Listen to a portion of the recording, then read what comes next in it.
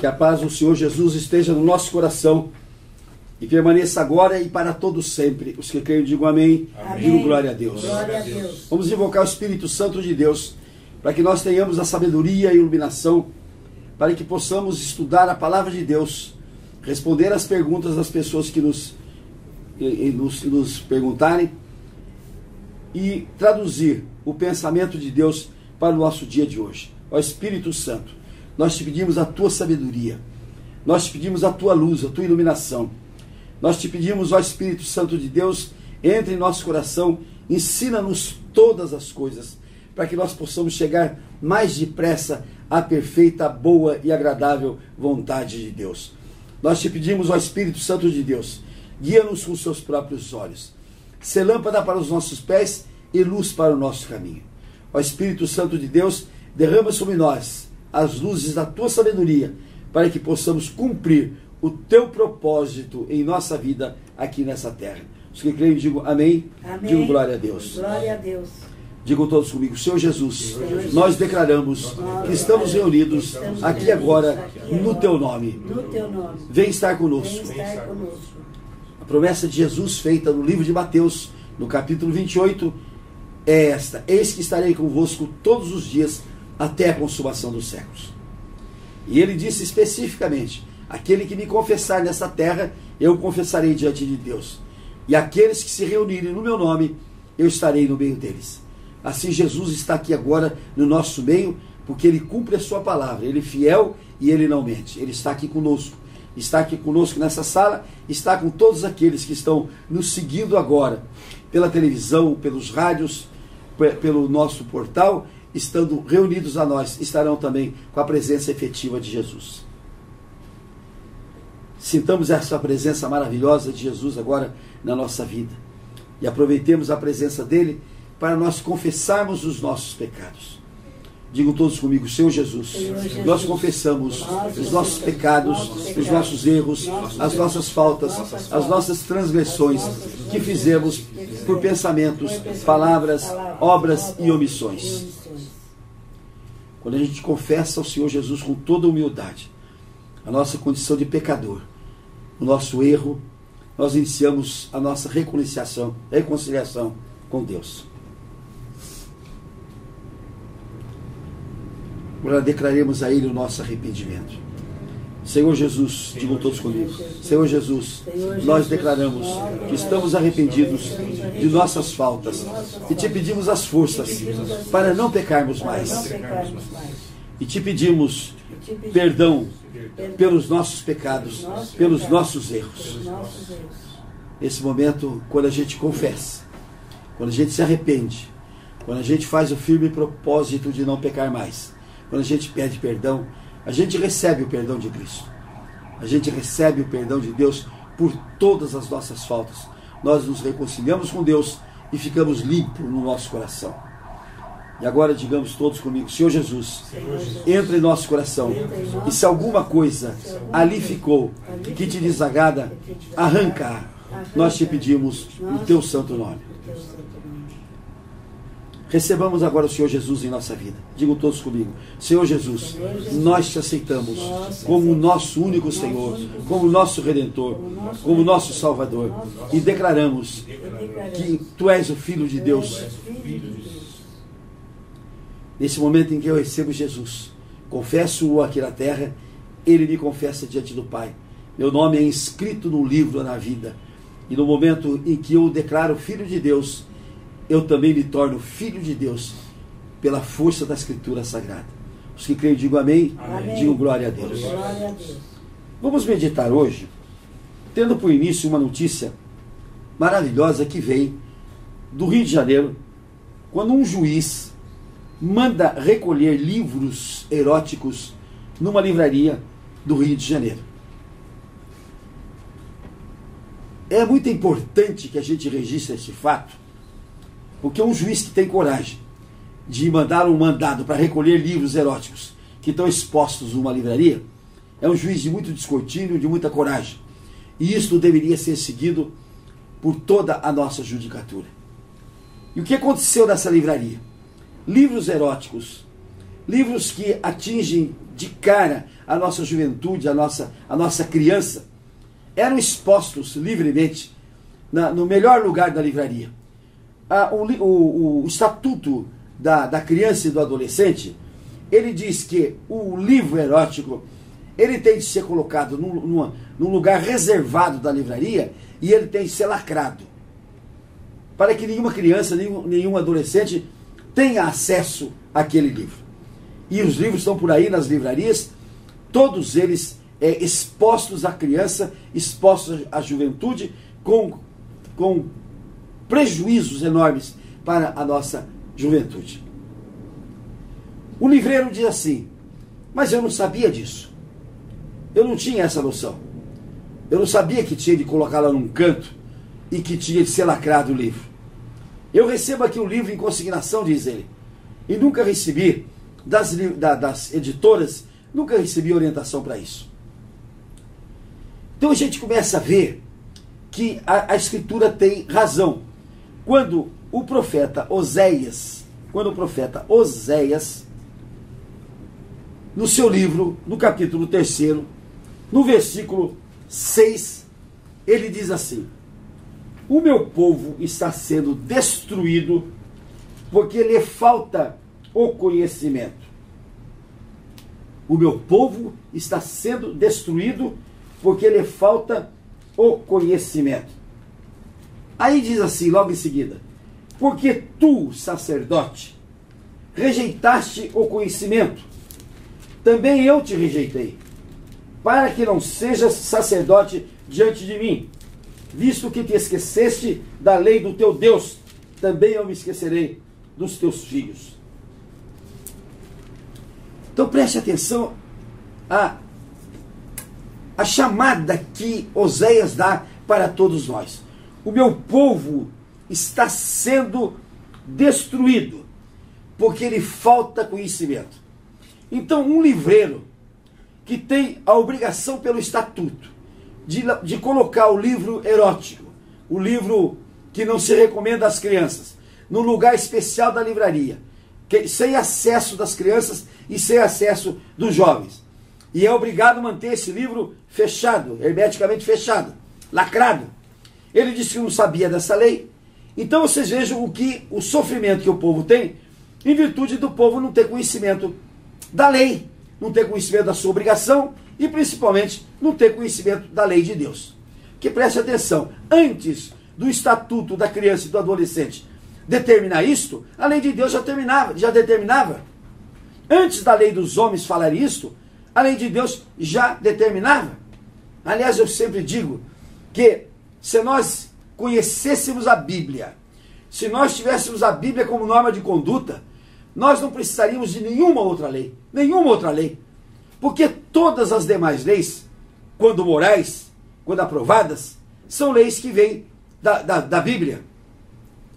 Aí agora os homens resolveram que eles têm poder de revogar a Bíblia, que eles têm poder de revogar a lei de Deus, que eles têm poder de modificar a lei de Deus, porque eles argumentam que a lei de Deus é antiga, é velha, não serve para nada. Que esse Deus aqui ficou velho, que essa palavra aqui ficou velha, e é preciso modernizar. Quero lembrar a vocês, por exemplo, a atitude do rabinato brasileiro, que disse que a homossexualidade entre os rabinos é um avanço da lei de Deus. Eu nunca tinha visto uma enormidade dessa, porque o homossexualismo foi admitido no Brasil com muita vergonha pelas pessoas.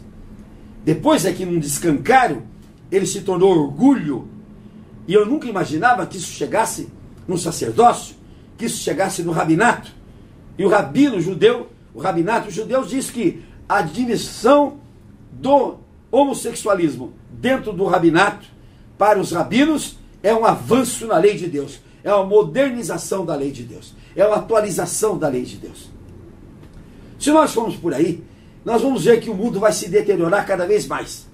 E quando a gente diz que o meu povo sofre porque não tem entendimento, e a gente vê que o jovem, a criança, está sendo atingida por livros pornográficos que ficam expostos, nós vamos ver o que diz a lei de Deus com referência às crianças. Vamos ver o que diz a lei de Deus. Vamos em Provérbios, no capítulo 8. Em Provérbios, no capítulo 8. Olha o que diz aqui. Não clama, porventura, a sabedoria e o entendimento não te faz ouvir a sua voz? No cimo das alturas, junto ao caminho, nas encruzilhadas das veredas, ela se coloca junto às portas. A entrada da cidade, a entrada das portas, está gritando. A sabedoria, segundo Provérbios, está gritando em tudo quanto é lugar, em tudo quanto é coisa, está gritando assim. Ó, a vós, ó homens, clamo, e a minha voz se dirige aos filhos dos homens. Entendei, ó simples, a prudência, e vós, ó nécios, ó tontos, entendei a sabedoria. Então, o que a Escritura diz para nós? Que a sabedoria, como uma entidade espiritual, ela está, como o próprio Espírito Santo, ela está em todo quanto é lugar, as portas da cidade, gritando, ó homens nécios, ó homens ignorantes, atendei a sabedoria, buscai a palavra de Deus, que é o sinônimo de sabedoria. Isso nós temos de fazer, porque em Provérbios mesmo, e vamos fazer um comentáriozinho sobre Provérbios. Provérbios é um livro escrito por Salomão. Salomão foi o segundo rei de Judá. Minto, o terceiro rei de Judá. Ele era filho de Davi. Salomão é declarado como o homem mais sábio que o mundo já teve. E como o homem mais rico que o mundo já teve. Eu sempre faço uma observação que eu fiz os cálculos. Eu fiz os cálculos do presente que Salomão deu para a rainha de Sabá. E calculando dos termos antigos e trazendo até hoje, Salomão deu para a moça de Sabá, a rainha de Sabá, 500 milhões de dólares.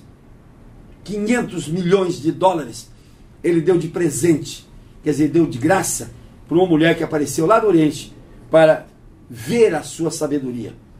E Salomão escreveu o livro de Provérbios. Interessante a coincidência, que são 31 capítulos, ou seja, um capítulo para cada dia do mês. Eu aconselho a todos que nós leiamos a cada dia um capítulo de sabedoria, para a gente ver a coisa maravilhosa que Salomão nos legou, e ele tem autoridade para falar isso, porque ele foi muito rico e foi muito sábio. E aqui no capítulo 22, vamos no capítulo 22, ele diz assim, no versículo 6, ensina a criança no caminho em que deve andar, e ainda quando for velho, não se desviará dele. Ensina a criança o caminho por onde deve andar, e ainda quando for velho, não se desviará dele. Interessante que nós estamos percebendo no mundo, e é por onde o demônio está atacando a nossa sociedade. Primeiro ele resolveu destruir as famílias, e as destruiu. Hoje são poucas as famílias realmente unidas por Deus, realmente embasadas na palavra de Deus, realmente vivendo a palavra de Deus. Depois que ele destruiu as famílias, ele dispersou os pais, ele passou a se dedicar às crianças, porque a criança é o futuro. A criança hoje é uma criança, mas amanhã é um adulto. E ele manda que a gente ensine as crianças, quando é criança, pelo caminho onde deve andar. Porque quando ela for velha, ela vai se lembrar dos ensinamentos dos pais. Agora, qual é o ensinamento que o pai pode dar hoje? Se o pai é um pai ausente, se o pai não acompanha o crescimento da criança, se o pai teve apenas a tarefa de fazer a criança e depois jogá-la à sua própria sorte, que ensinamento o pai e a mãe vão dar para essas crianças quando eles estão ausentes do lar? Quando parece para esse casal que a criança é um pesadelo, um peso, uma coisa que veio sem eles planejarem, uma coisa que veio sem eles quererem, uma coisa que veio em consequência de atos completamente sem juízo, onde não havia amor, onde não havia conhecimento, onde não havia planejamento, onde não havia bênção de Deus. Aí como é que ele vai ensinar? Se ele próprio não tem contato com a criança, se ela e eles não têm contato com a criança, se ficam ausentes o dia inteiro. Mas a Bíblia manda, ensina a criança, ainda quando é criança, porque quando ela for velha, ela vai se lembrar dos ensinamentos, vai se lembrar do que você falou para ela hoje. Mas o ensinamento não é de boca.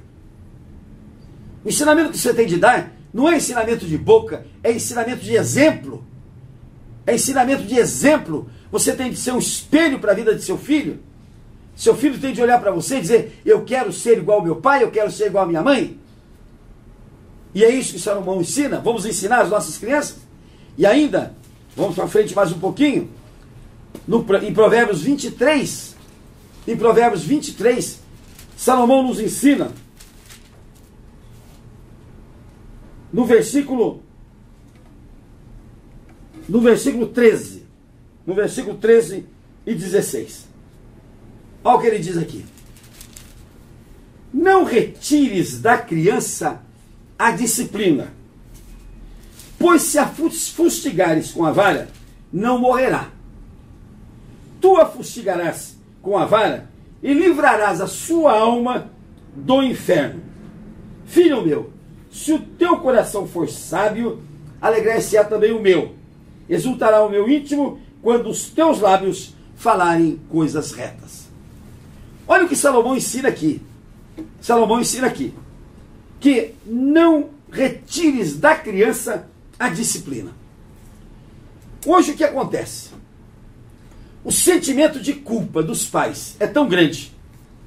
Os pais se sentem tão culpados do que aprontaram, da falta de amor no seu relacionamento, da falta de junção no seu relacionamento.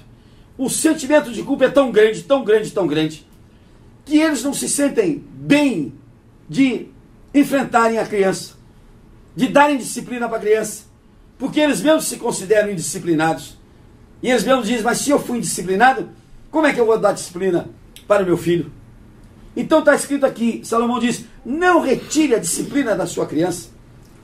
Então, se você não tem disciplina para oferecer para o seu filho, busque a disciplina, discipline a tua vida, transforme a tua vida numa vida de felicidade, busque retomar o seu caminho correto.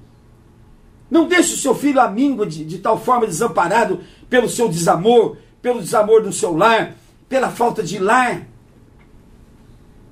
Tem gente que não tem filho que não tem lar, é colocado na casa de avós, é colocado em escolas de criança o dia inteirinho, porque os pais se alienam da criança, largam a criança, deixam a criança.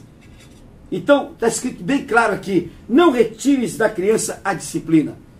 E você, para disciplinar o teu filho, você tem que antes disciplinar você mesmo. Essa é a grande verdade. E continua: pois se a fustigares com a vara, não morrerá. Salomão era um adepto da vara. E eu vejo as gerações que foram ensinadas com a vara, como elas se formaram. E aí hoje a lei diz: se o pai relar a mão no filho, se a mãe relar a mão no filho, vai lá para o juizado de menores para prestar conta dos maus tratos que deram ao filho. Então a vara que a Bíblia manda a gente aplicar, a vara que a Bíblia manda a gente aplicar, o demônio transformou em maus tratos. Por quê? Porque o demônio não quer que a criança de hoje seja disciplinada. O demônio quer que a criança de hoje seja perdida amanhã. O demônio quer que o jovem seja uma criança perdida e o jovem perdido para ser um homem perdido. É isso que o demônio quer. Então o demônio transforma aquela disciplina que havia na lei de Deus, ele transforma em maus tratos. Justamente para quê? Para que o pai tenha medo, tenha receio, a mãe tenha medo, tenha receio, e aí não vai fustigar com a vara. Gente, fustigar com a vara não é lanhar a vara, não é lanhar a vara. Eu quero ter uma lembrança agora aqui na minha vida, muito interessante. A minha mãe, além de fustigar a gente com a vara, ela tinha uma disciplina assim: Francisco, vá lá no fundo do quintal, corte uma vara de marmelo, limpe e traga para mim, que você vai apanhar agora. Hoje isso não tem cabimento mais. Hoje, se você falar isso para um filho, o filho vai mostrar a língua para você. O filho vai falar um palavrão para você. O filho vai dizer, se a senhora quer, vai buscar e se bater em mim, eu vou para o juizado de menores.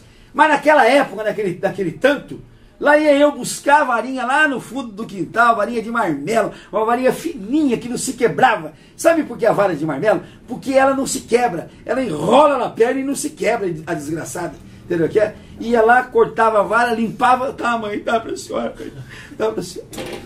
E aí, 2, 3 varadas era o suficiente para nunca mais a gente esquecer daquilo. Então a Bíblia diz, se você fustigar com a vara, aí está escrito aqui, você vai livrar a alma dela do inferno. Olha o que está escrito aqui. Ora, se uma varinha de marmelo livra o teu filho amanhã do inferno, livra o teu filho amanhã da cadeia, por que não dá a varada? Não porque a lei agora diz que não pode, que agora é maus tratos. Mas isso é coisa do demônio, isso é coisa do cão, para fazer com que o seu filho se perca, para fazer com que o seu filho se deteriore e ele passe a ser uma pessoa sem nenhuma vantagem para a nossa sociedade. Então diz assim, se você fustigar com a varinha, ele não vai morrer. E está aqui uma prova de que fustigado por varinha de marmelo, não morri. Aliás, estou belo e formoso, sadio, 78 anos de idade, completamente curado, e tenho que dizer que aquelas varinhas de marmelo ajudaram a chegar até aqui. Mas hoje a lei proíbe. Mas então, se você não pode fustigar o teu filho com a varinha de marmelo, fustigue com o teu exemplo, fustigue com o teu amor, fustigue com a tua presença, fustigue com a sua direção em cima do seu filho, para que ele possa sentir a tua presença e modificar a sua vida. Então ele continua dizendo assim, filho meu, se o teu coração for sábio, e aonde está a sabedoria nossa? É a sabedoria nossa de nós fazermos o nosso filho correto. Eu não gosto de fazer demandas de pai para filho, de filho para pai, de mãe para filho, de filho para pai. Eu não gosto de fazer esse tipo de demanda. Mas toda vez que eu tenho uma demanda dessa, em que o pai chega todo bravo e diz assim, a minha mulher está pedindo alimento para o meu filho, que está com ela, está pedindo alimento, desaforo, e ela vai comer do alimento que eu vou dar para o meu filho? Eu digo para ele, meu filho, presta atenção um pouquinho. Quem é que está com o seu filho? É a sua mulher? Então você acha que ela não pode comer um prato de comida que você financia para o seu filho? Você não pode? Ela não pode? E quanto vale a guarda que ela tem do seu filho? Quanto vale essa guarda? Aí eu digo, mas isso não deve ficar assim não. Olha, eu quero que você lasque, eu quero que você arrebente, eu quero que você lasque. Eu digo para ele, filho, presta atenção uma coisa que eu vou te dizer. Filho tem um lastro com a gente, tão forte, que eu posso estar com 100 anos, com 105 anos, eu ainda serei pai do meu filho. Não adianta eu dizer, você não é mais meu filho. Não adianta eu dizer isso, ele continua sendo. E não adianta o filhinho dizer, você não é mais meu pai, que continua sendo pai. É um relacionamento que não tem jeito de quebrar. É um relacionamento que não tem jeito de rasgar. É um relacionamento que tem de existir. E eu pergunto, por que você não cuida do seu filho agora? Porque você vai ver o trabalho que você vai ter se você não cuidar dele agora, quando ele for moço. Você vai ver a tristeza que você vai ter quando ele crescer. Então, o pai tem de dedicar a vida ao seu filho, tem de cuidar dele. E embora eu não goste da mãe, meu filho não tem nada a ver com isso. Não gosta da mãe hoje, né? Mas na hora de virar o zoinho, não falou nada que não gostava, né? A responsabilidade é perpétua quando você faz um filho. Não adianta dizer, eu não gosto daquela vagabunda, não gosto daquela buraca, não gosto daquela desgraçada. Não gosta, mas o que você fez, a responsabilidade é tua. E você, mãe, que na hora de virar o zoinho também não escolheu o pai do seu filho, porque é a tua obrigação. Olha o que diz a Bíblia, a mãe, Deus nos dá. A mãe, Deus nos dá. E o pai, Deus dá à mãe. Deus dá à mãe a tarefa de escolher. E a mãe que escolhe mal o pai com o filho, ela é responsável pela vida desse filho porque escolheu mal. O filho não tem nada a ver se o pai dele é um vagabundo, um safado, um ordinário, um indecente, porque foi a mãe que escolheu esse vagabundo, esse safado, esse inocente para ser pai dessa criança. Então preste atenção à responsabilidade que tem os casais, a responsabilidade que tem o pai, que tem a mãe. E não pense pense que o filho é só uma consequência desgostosa de horinhas boas que vocês passaram. Não pense que é isso, não. O filho é responsabilidade perante Deus. O filho é responsabilidade perante a sociedade. O filho é responsabilidade perante a família. O filho é responsabilidade perante Deus, perante tudo. Então não se pode abandonar. E você tem de educá-lo, tem de saber o jeito, tem de saber a forma, para que ele não se torne amanhã, para que ele não se perca amanhã, como diz a Escritura Sagrada, para que ele não vá para o inferno. E o inferno, muita gente pensa que é um tachão que tem lá de fogo quando a gente morrer. Não, tem muito inferno aqui nesta terra, gente. Tem muito inferno aqui nesta terra. Vamos só lembrar dois fatos, só dois fatos.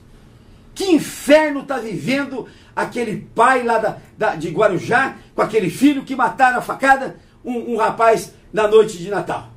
Que inferno eles estão vivendo? Na cadeia, longe da família, execrado pela sociedade, perderam o que eles tinham de sustento, perderam praticamente o restaurante. E o que eles estão passando? Precisa um inferno pior que este? O inferno está aqui. Será que esse pai, que esse homem que é pai, será que ele, quando foi criança, ele foi educado na lei de Deus? Será que ele foi ensinado na lei de Deus? E que exemplo ele deu para o filho? Matando uma pessoa na frente do filho? Vamos agora lá em Brasília. Vamos em Brasília, quando dois homens... Mas preste atenção como é que está o mundo. Dois homens taludos, jovens ainda, vão no restaurante. Está escrito lá. Vocês podem comer à vontade por R$ 7,56. Mas se desperdiçarem, se sobrar comida no prato, se jogarem fora a comida, vocês terão que pagar mais R$ 2,56. Aí vão os dois bonitões, enchem o prato, comem uma parte e jogam o resto fora. Você tem de pagar os R$ 2,56, porque aqui não pode ter desperdício. Ah, mas que lei é essa? É o trato. Está escrito lá na placa. E quando está escrito na placa, quando eu pego o prato e começo a comer, eu fiz um contrato de adesão com aquela placa. Aí o pessoal não quer pagar, o homem do restaurante não briga e diz, olha, dessa vez passa, vocês por acaso não sabiam ou não quiseram saber, vocês não têm dinheiro para pagar, fiquem em paz, vão em Deus. No dia seguinte vem 6 homens. 6 homens. Ele, quando viu 6, ele falou, olha, vamos avisar antes de vocês começarem, antes de vocês aderirem àquele contrato. Se desperdiçarem, vocês vão ter que pagar mais. Aí eles foram embora, bravos.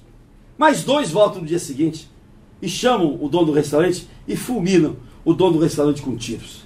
Gente, onde é que está a educação? Onde é que está o berço? Onde está a varinha que não fustigou esse jovem que antes, quando era criança? Onde é que está isso? Então a gente vai ver que a Bíblia nos ensina tudo isso. E vamos ver no Provérbio 29. No Provérbio 29. Provérbio 29, 15. Olha o que diz aqui. A vara e a disciplina dão sabedoria, mas a criança entregue a si mesma vem a envergonhar a sua mãe. Quando os perversos se multiplicam, multiplicam-se as transgressões. Eu estou lendo 29, Provérbios 15. Agora 16. Quando os perversos se multiplicam, multiplicam-se as transgressões, mas os justos verão a ruína deles. Corrige o teu filho, e ele te dará descanso, dará delícias à tua alma. Olha a sabedoria de Salomão nos ensinando isso. Vamos ler de novo, versículo 15. A vara e a disciplina dão sabedoria. Gente, não tem coisa melhor para ensinar do que uma varinha de marmela enrolada de vez em quando na nossa perna. Uma chinela de vez em quando no nosso traseiro. Não tem nada para ensinar melhor do que isso. Mas é proibido. A sabedoria humana, a sabedoria dos homens diz que não, isso é proibido. Aqui diz que dá sabedoria. Aqui diz que é maus tratos e é crime. Aqui diz que você vai fazer a sua criança ser feliz. Aqui diz que não, que você vai criar um criminoso. Mas a lei de Deus determina isso. Olha, a vara e a disciplina dão sabedoria, mas a criança entregue a si mesma vem a envergonhar a sua mãe. Hoje a criança já não é mais entregue a si mesma. É entregue ao cão, ao diabo, ao Satanás. Hoje o pai e a mãe na loucura, ele abre uma televisão e não sabe nem o que vai passar ali, mas põe aquela criança na frente da televisão para que ela fique ali horas e horas e horas e horas e horas e horas, né? E a televisão, gente, tem mensagens subretícias, subliminares terríveis. Eu nunca imaginei na minha vida que aquele desenho que parece uma coisa sem nenhum problema, que é o ratinho e o gato e o ratinho, fosse uma coisa tão perniciosa para a gente. Tom e Jerry. Percebam lá como aquele ratinho engana, como aquele ratinho faz o diabo quando ele ensina coisa errada, quando ele ensina coisa ruim, quando ele faz coisa terrível para aquele gato. E aquilo fica na criança. A criança quer ser sempre como ratinho, né? Eu vou ser sempre como ratinho. Aliás, um abraço fraternal para o meu amigo Ratinho, da televisão do SBT, que eu conhecia há muitos anos atrás, Ratinho, lá em Jandaia, quando você ainda começava a sua carreira. Quero falar uma coisa interessante sobre o Ratinho. Ele, para fazer propaganda do programa dele, ele pegava uma bicicleta, amarrava 20, 30 latas atrás da bicicleta e saía pedalando para a cidade e gritando: eu estou no rádio a tal hora, eu estou no rádio a tal hora, eu estou no rádio a tal hora, né? E com isso ele conseguiu ser hoje esse grande comunicador.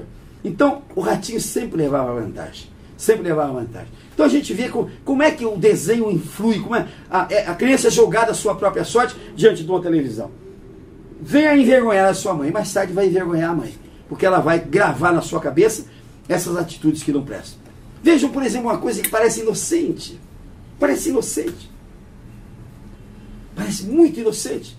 Vocês pegam o quadro do Faustão, aquelas coisas, como é que chama aqui? O sujeito se desastra, bate a cabeça não sei aonde, cai não sei de onde. Como é que chama aquilo? Aquele quadro? Um quadro em que o sujeito cai do cavalo, o sujeito vai de fácil e derruba tudo. Hã? Não, Todo mundo tem um apagão aqui agora, hein? Todo mundo tem um apagão aqui agora. Ninguém assiste Faustão. É aquele quadro em que tudo o sujeito... cacetadas vídeo cacetado. Vídeo cacetado. Pronto, achamos, vídeo cacetado. Aquilo parece uma coisa inocente, mas todo mundo ri da desgraça alheia, gente. Dá mais de boa. Todo mundo ri da desgraça alheia. Não ensina coisa nenhuma. Você vê o sujeito se lascar, você ri dele. Olha só, se lascou. Quer dizer, veja o que se ensina. Ensina você a rir da desgraça alheia. Está lá, para todo mundo ver. Aí continua assim: corrija o teu filho, e ele te dará descanso, dará delícias à sua alma. Quando você corrigir o teu filho, ele vai dar delícia à sua alma. Se você não o corrigir, você não vai ter essa delícia. O que eu quero ressaltar aqui é isto: que nós estamos vivendo um tempo em que a lei de Deus está sendo não só esquecida, mas afrontada. Em que a lei de Deus está sendo desobedecida e, pior, ela está sendo contestada. Então o demônio está chegando num estágio tal em que ele quer nos tirar da lei de Deus, e não só quer nos tirar, mas ele quer que a gente afronte a lei de Deus. Ele quer que a lei de Deus seja mentira. Ele quer que a lei de Deus seja revogada. E ele vai em todos os sentidos. E hoje eu vi um quadro de um artista que diz assim: cão velho com manobras novas. O cão, o Satanás, é tão velho que nós não podemos imaginar a idade dele. Mas ele tem sempre manobra nova para destruir, para perverter, para fazer com que a gente perca a bênção de Deus. Muito cuidado com a atitude de Satanás na nossa vida. E vamos sempre seguir a Bíblia, porque ela nos vai ensinar o caminho correto que nós temos a seguir. Por isso que nós temos hoje um mundo de terapeutas, um monte de médicos, de psicólogos e sociólogos dizendo que cuidado com o trauma de criança, cuidado com a herança hereditária, cuidado com as tendências hereditárias, cuidado com isso tudo. Isso tudo cura-se com uma varinha de marmelo, com uma chinelada no traseiro, cura tudo isso. Não precisa nenhum terapeuta depois ficar aí pegando dinheiro dos outros para tentar curar a cabeça de uma pessoa que virou quando era criança, porque não recebeu umas chibatadas que precisava receber. E aí vem toda essa gama de comportamento que o demônio põe. O comportamento homossexual. Isto é uma questão hereditária, isto é uma questão de trauma psíquico, isso é uma questão não sei do que. É nada. É comportamento que a pessoa resolve ter e o dia que não quiser mais, resolve não ter mais. É isto. É só isto. Não tem nada de trauma, não tem nada de psíquico, não tem nada de coisa nenhuma. É comportamento que a pessoa resolve ter e muitos resolvem ter para ser diferentes. Eu quero saber como é que vai acontecer quando todo mundo quiser ser diferente. Porque aí quando todo mundo quer ser diferente, vai ser todo mundo igual. Aí vão tudo voltar a ser homem de novo. Não, porque agora eu sou homem, eu sou diferente. Vai acontecer isso se Deus quiser. Vai acontecer isso se Deus quiser. Que Deus nos abençoe.